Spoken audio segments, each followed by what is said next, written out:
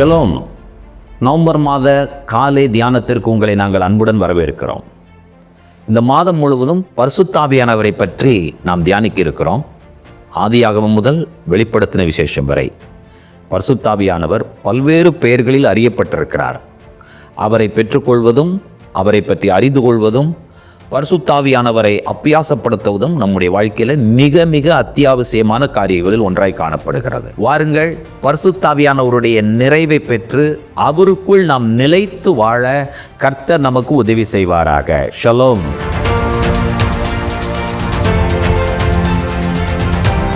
சூரியனையும் தண்ணீரையும் பிரதான தெய்வங்களாக வணங்கக்கூடிய எகிப்தியர்கள் மத்தியிலே யோசேப்பு போய் நிற்கிறார். பல தெய்வங்களையும் அறிந்திருந்த இந்த எகிப்தின் ராஜா பார்வோன் யோசேப்புக்குள்ள இருந்த ஒரு ஆவி, விசேஷித்த ஆவி என்பதை அவன் புரிந்திருந்தான். தேவனுடைய ஆவியை பெற்ற இந்த மனுஷனை போல வேறொருவன் உண்டோ? யோசேப்பு பெற்றிருந்தது பரிசுத்த ஆவி. எனக்கு பரிசுத்த ஆவியானவர் தேவை.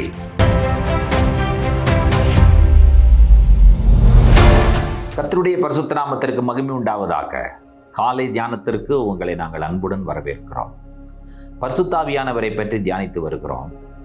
பரிசுத்த ஆவியானவர் நமக்குள் இருந்தால் நாம் எப்படிப்பட்டவர்களாய் இருப்போம் என்ற செய்தி இன்றைக்கு நாம் கேட்கப் போகிறோம்.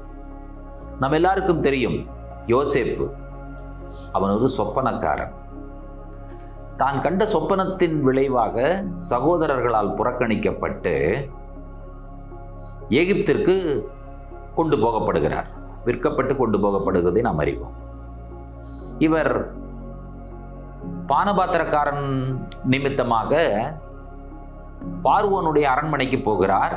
பார்வோன் கண்ட சொப்பனத்திற்கு விளக்கம் சொல்லுவதற்கு இவர் ஆயத்தமாகிவிட்டார். பார்வோன் கொண்ட சொப்பனத்தினால் அவன் கலங்கி போயிருந்தான். அவனுடைய சொப்பனத்திற்கு சரியான விளக்கத்தை சொல்ல யாருமே இல்லை. இப்பொழுது யோசேப்பு சொல்லுகிறார். இந்த சொப்பனத்தினுடைய அர்த்தம் என்ன என்பதை யோசேப்பு விளக்கிவிட்டார். யோசேப்பு சொன்ன விளக்கத்தை கேட்ட பார்வோன் அவருடைய வாயிலிருந்து வந்த வார்த்தைகள் என்ன என்பதை ஆதியாகமம் 41:38 நாம் வாசிக்கிறோம். அப்பொழுது பார்வோன் தன் ஊழியக்காரரை நோக்கி, தேவ ஆவியை பெற்ற இந்த மனுஷனை போல வேறொருவன் உண்டோ என்றான். பார்வோன் எகிப்தின் ராஜா. எகிப்தில் வாழ்கிற மக்கள் பார்வோன். இவர்கள் அனைவரும் விக்கிரக ஆராதனைக்காரர்கள். பல தெய்வ வணக்க வழிபாட்டிற்கு சொந்தக்காரர்கள் இவர்கள் அனைவரும். அவர்களுடைய பிரதானமான கடவுள் இரண்டே ரெண்டு. ஒன்று ரா என்று அழைக்கப்படுகிற சூரிய கடவுள். இரண்டாவது அவர்கள் நாட்டிற்கு செழிப்பை கொடுக்கக்கூடியதான நைல் நதி, தண்ணீர். சூரியனையும் தண்ணீரையும் தெய்வமாக, பிரதான தெய்வங்களாக வணங்கக்கூடிய எகிப்தியர்கள் மத்தியிலே யோசேப்பு போய் நிற்கிறார். இவன் சூரிய கடவுளை வணங்குகிறதான ஆசாரியர்கள், பூசாரிகள், அதே போல தண்ணீர் கடவுளுக்கு வணக்கம் செலுத்தக்கூடிய ஆசாரியர்கள், இப்படி அவர்களுடைய நாட்டிலும் பல தெய்வ வணக்கத்தை கொண்டிருக்கக்கூடிய பல ஆசாரியர்கள் இருக்கத்தான் செய்தார்கள். அவர்கள் யாரும் இந்த சொப்பனத்திற்கு விளக்கம் சொல்ல முடியவில்லை. கடைசியிலே யூதனாகிய யோசேப்பு இவர்தான் விளக்கம் சொல்லுகிறார். பல தெய்வங்களையும் அறிந்திருந்த இந்த எகிப்தின் ராஜா பார்வோன் யோசேப்புக்குள்ள இருந்த ஒரு ஆவி, விசேஷித்த ஆவி என்பதை அவன் புரிந்திருந்தான். அவனுடைய கேள்வியை பாருங்கள். தேவனுடைய ஆவியை பெற்ற இந்த மனுஷனை போல வேறொருவன் உண்டோ என்ற ஒரு அற்புதமான கேள்வியை முன்வைக்கிறார். நாம் என்ன புரிந்திருக்கிறோம்? இந்த தேவனுடைய ஆவி என்று சொல்லப்படுகிற இந்த இடத்தில் யோசேப்பு பெற்றிருந்தது பரிசுத்த ஆவி. பரிசுத்த ஆவி தான் தேவனுடைய ஆவி. பரிசுத்த ஆவியை பெற்ற மனிதர்கள் எப்படிப்பட்டவர்களாக இருப்பார்கள் என்கிற கேள்விக்கு பதில் என்ன? மற்ற எல்லாரை காட்டிலும் தனித்துவமாக காணப்படுவார்கள். பரிசுத்த ஆவியை பெற்ற மனிதர்கள் மற்ற ஜனங்களுக்கு முன்பாக ஒரு சாட்சியுள்ள ஒரு வாழ்க்கை வாழ்வார்கள். நம்மிலே ஒரு வித்தியாசத்தை உலக ஜனங்கள் கண்டுபிடிக்கும் ஒரு வாழ்க்கையை வாழ்ந்து காட்டக்கூடியவர்கள் பரிசுத்தாவியை பெற்ற மனிதர்கள். பரிசுத்தாவியை பெற்ற யோசேப்பு பார்வோனால் அடையாளம் காணப்பட்டாரே. நீங்களும் நானும் பரிசுத்தாவியை பெற்றிருந்தால், அந்த பரிசுத்தாவியானவர் என்கிற தேவனுடைய ஆவியானவர் நமக்குள் இருந்தால், நாம் செய்யக்கூடிய காரியம் என்ன? எப்பேற்பட்ட சூழ்நிலையிலும் நம்முடைய தேவன் நம்மோடு கூடவே இருந்து மற்ற புறஜாதிகளுக்கு முன்பாக அற்புதங்கள், அதிசயங்கள், அடையாளங்கள் இவைகளெல்லாம் நிகழ்த்தப்பட்டு நாம் நமக்குள் இருக்கும் ஆவியானவரை அவர்கள் பார்த்து புரிந்து கொள்ளுவார்கள். இது யோசேப்பினால் நடந்த காரியமா? இல்லை. யோசேப்புக்குள் இருந்த தேவனுடைய ஆவியானவர். அவனுடைய வார்த்தைகளை நீங்கள் கவனிக்க வேண்டும். தேவனுடைய ஆவியை பெற்ற இந்த மனிதன் யோசேப்பினால் பார்வோனுடைய சொப்பனத்திற்கு விளக்கம் சொல்ல முடிந்ததற்கு காரணம் என்ன? யோசேப்பினுடைய தனிப்பட்ட ஏதோ ஒரு கல்வி அறிவு அல்லது அவனுக்கு ஏதாவது விசேஷித்த ஒரு ஞானம் இருந்தது என்று சொல்ல முடியுமா என்றால், பார்வோன் யோசேப்பினிடத்தில் ஏதாவது ஒரு விசேஷித்த ஞானத்தையோ அறிவையோ வேறு எந்த ஒரு விஷயத்தையும் கண்டுபிடிக்க முடியவில்லை.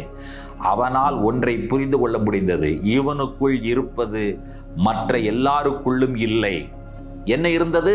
தேவனுடைய ஆவியானவர் இருந்தார். இந்த பரிசுத்த ஆவியானவர் தான் நமக்கு தேவை. யோசேப்புக்குள் இருந்த அதே பரிசுத்த ஆவியானவர் நமக்குள் இருப்பார் என்று சொன்னால், ராஜாக்களுக்கு முன்பாக நாம் நிறுத்தப்படும் பொழுதும் கூட ராஜாக்களால் நாம் விசேஷமானவர்கள் என்று சொல்லி அறியப்படுகிற அந்த தருணத்திற்கு நேராய் கர்த்தர் நம்மை நடத்துவார். புறஜாதி மக்கள், நம்மை சுற்றியுள்ள மக்கள், உலகத்தார், நாம் பணி செய்யும் இடங்கள், நம்முடைய வேலை ஸ்தலங்கள், நம்முடைய கல்வி ஸ்தாபனங்களிலே நாம் கல்வி பயிலக்கூடிய இடங்கள், இப்படி எந்த இடத்துல நாம் போய் நின்றாலும் நமக்குள் பரிசுத்தாவியானவர் என்ற அந்த மென்மையான தூய ஆவியானவர், தேவ ஆவியானவர் இருப்பார் என்று சொன்னால், நாம் வேறு மனிதர்களாக, வேறு பிரிக்கப்பட்ட மனிதர்களாக, சிறப்பான மனிதர்களாக இந்த உலகத்தின் பார்வையில் நாம் தென்படுவோம். நாம் யார் என்கிற கேள்விக்கு பதில் என்ன? தேவ ஆவியை பெற்ற மனிதர்கள் என்கிறதான பதில் தான் வர வேண்டும். நீங்களும் நானும் அந்த தேவ ஆவியை பெற்றிருக்கிறோமா? அப்படி பெற்றிருந்தால் நமக்கு கிடைக்கக்கூடிய வாய்ப்புகள் என்ன?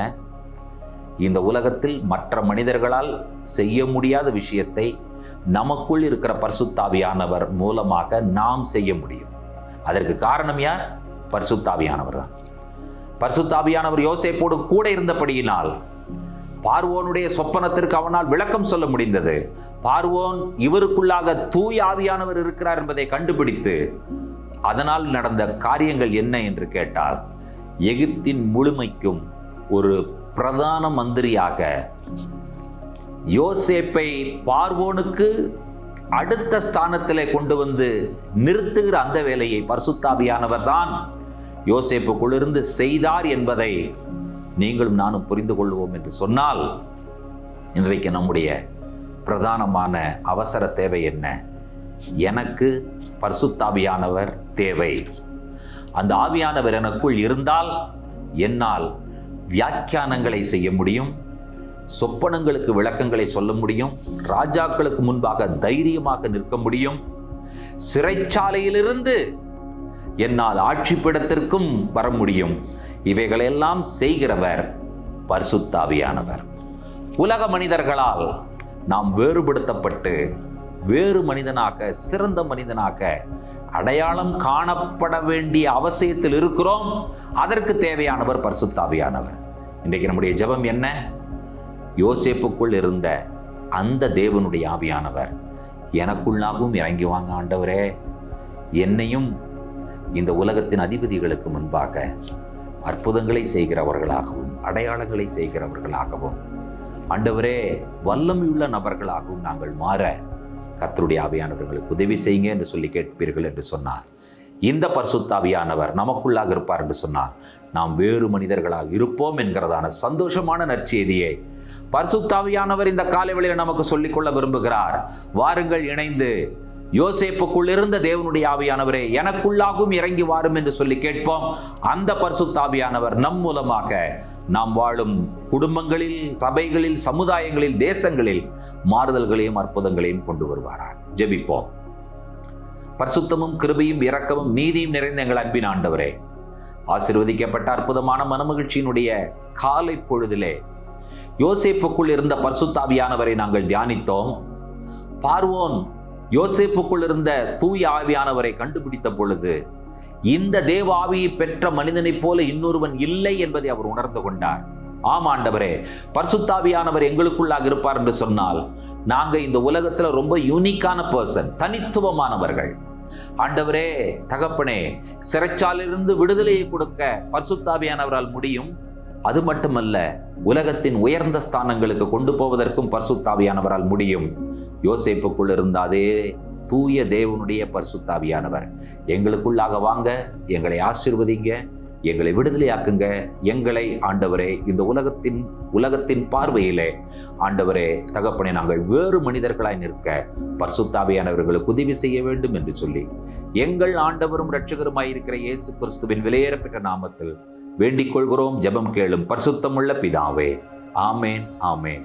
நம்முடைய கர்த்தராகிய இயேசு கிறிஸ்துவின் கிருபையும் பிதாவாகி தேவனுடைய அன்பும் பரிசுத்த தேவ ஆவியானவருடைய அந்யோன்ய ஐக்கியமும் சிநேகமும் நம்மனோடும் கூட கர்த்தருடைய வருகை பரியந்தம் நீடித்து நிலைத்திருப்பதாக.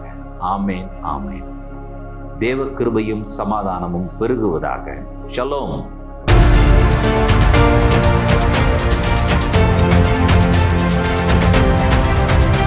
சர்வ வல்லவருடைய சுவாசம். யார் இவர்? அவர்தான் பரிசுத்தாவியானவர். அவருடைய கிரியைகள் என்ன, அவருடைய செயல்கள் என்ன? உணர்வை கொடுக்கக்கூடிய ஆவியானவராய் அவர் இருக்கிறார். நம்முடைய சுவாசம் சர்வ வல்லவருக்கு சொந்தமானது. எல் ஷடாய். அந்த சர்வ வல்லவர் யார்? பரிசுத்த ஆவியானவர் நம் உள்ளத்திலே இருக்கும் பொழுது நாம் உணர்வுள்ளவனாக மாறுகிறோம். அவர் நம்மை உணர்த்துகிறவராய் இருக்கிறார். உணர்வுள்ள மனிதன் என்ன செய்வான்? தான் தவறு செய்யும் பொழுது அவனுக்கு பரிசுத்தாவியானவர் உணர்த்துவார். அவர் இல்லாவிட்டால் அந்த உணர்வே இருக்கார். பரிசுத்தாவியானவரை பெற்றுக்கொள்ளாத மனிதர்களுக்கும் அந்த பரிசுத்தாவியானவரை பெற்றுக்கொண்டவர்களாகிய நமக்கும் உள்ள ஒரு பெரிய வித்தியாசம் என்ன என்று சொல்லி கேட்டால், அவர்கள் உணர்வில்லாத வாழ்க்கை வாழ்கிறவர்கள், நாம் உணர்வுள்ள வாழ்க்கை வாழ்கிறோம்.